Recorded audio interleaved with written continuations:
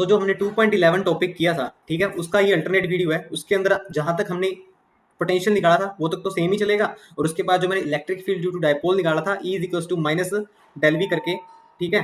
तो उसमें मैंने क्या किया था, जो मेरे पास V आया था, V हमारे पास पहले कितना आया था, तो पोटेंशियल ड्यू टू डायपोल था हमारे पास k P dot are cap over आपके पास आर स्क्वायर, ठीक है, आपको याद होगा ये चीज हमारे पास आई थी, पोटेंशियल आया था, ठीक है। फिर जब मैंने यहाँ पर इस चीज को यहाँ पर पुट किया था, यहाँ पर पुट करने के बाद मैंने इसे कार्टेशियन कोऑर्डिनेट में कन्वर्ट किया था, ठीक है। देखिए ऐसा भी तो हो सकता था कि डेल आपके पास, मैंने कहा था ना आपको कि डेल की फॉर्म भी आपके पास स्फेरिकल पोलर कोऑर्डिनेट में कन्वर्ट हो सकती है, ठीक है, पर क्योंकि अभी हमें नहीं पता है ये, ठीक है, तो हम उसको नहीं यूज कर सकते हैं। पर इससे जो पिछली वाली वीडियो थी उसमें मैंने डेल की फॉर्म जो स्फेरिकल पोलर कोऑर्डिनेट में यूज होती है वो मैंने आपको बता दी थी, ठीक है। और वैसे भी आपके पास जो ये अल्टरनेट वे है ये उससे छोटा पड़ेगा आपको, तो मैं यहाँ पर ग्रेडियंट की फॉर्म लिख लेता हूँ स्फेरिकल पोलर कोऑर्डिनेट में। जब डेल आपके पास ऑपरेट होगा वी के ऊपर, तो क्या लिखूंगा इसके अंदर में, R cap curl we over curl R plus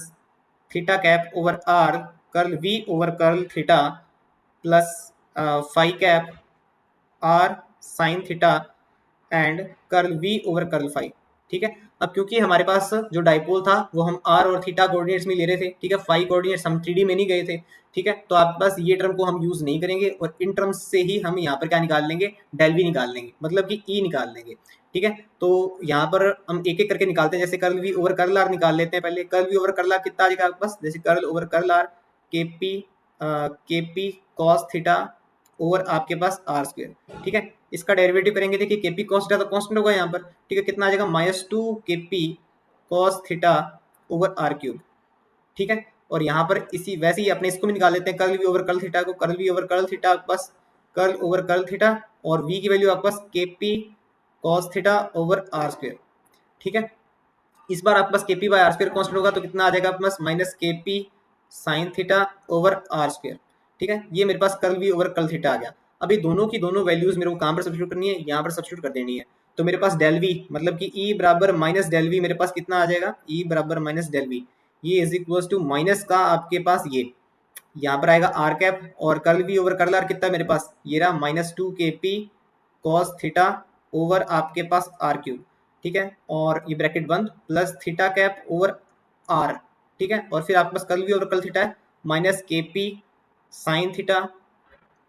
over r square, ठीक है। तो मेरे पास ये टर्म बन रही है इसके अंदर,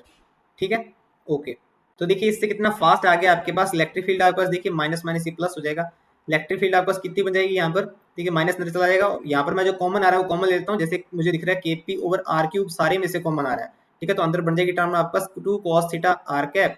plus sine theta theta cap, ठीक है, ये टर्म बन जाएगी आपके पास। अब देखिए इसके अंदर केसेस भी देख लेते हैं हमने, ये हमारे पास एंड फॉर्मूला बन गया हमारे पास इसके अंदर, ठीक है, ओके। तो इसके अंदर केसेस देख लेते हैं। केस वन आपके पास ये है जब आपके पास वो एक्सिस पर होगा, मतलब कि थीटा इक्वल्स टू 0 होगा, तब इलेक्ट्रिक फील्ड कितनी होती है। वैसे तो हमने निकाल रखी है पिछले लेक्चर्स में, ठीक है, पर यहाँ पर आप देख लीजिए उसको कंपेयर हो जाएगा आपसे, ठीक है, थोड़ी सी चीजें रिलेट हो जाती है। 2 के पी, ठीक है, cos 0 आपके पास 1 हो जाएगा, साइन 0 0 हो जाएगा, तो 2 के P R cap over R cube, ठीक है, अगर आपको याद है तो ये इतनी आ रही थी वो, है ना। और इक्वेटोरियल पॉइंट पर आपके पास केस 2 पर बात करते हैं, इसके अंदर जब थीटा आपके पास कितना होगा 90 डिग्री होगा, थीटा 90 डिग्री होगा तो cos 90 0 हो जाएगा, तो आपके पास कितना आ जाएगा ई परपेंडिकुलर आपके पास आ जाएगा इक्वेटोरियल पर आपके पास के क्यू ओवर आर क्यूब, ठीक है, theta cap R cube theta cap, ठीक है। तो यहाँ से मुझे पता लग रहा है कि ई एक्सिस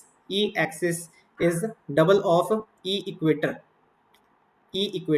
ठीक है, तो इसके मैग्नीट्यूड के आपके पास ये डबल है, ओके। तो ये चीज़ है, ओके, थैंक यू।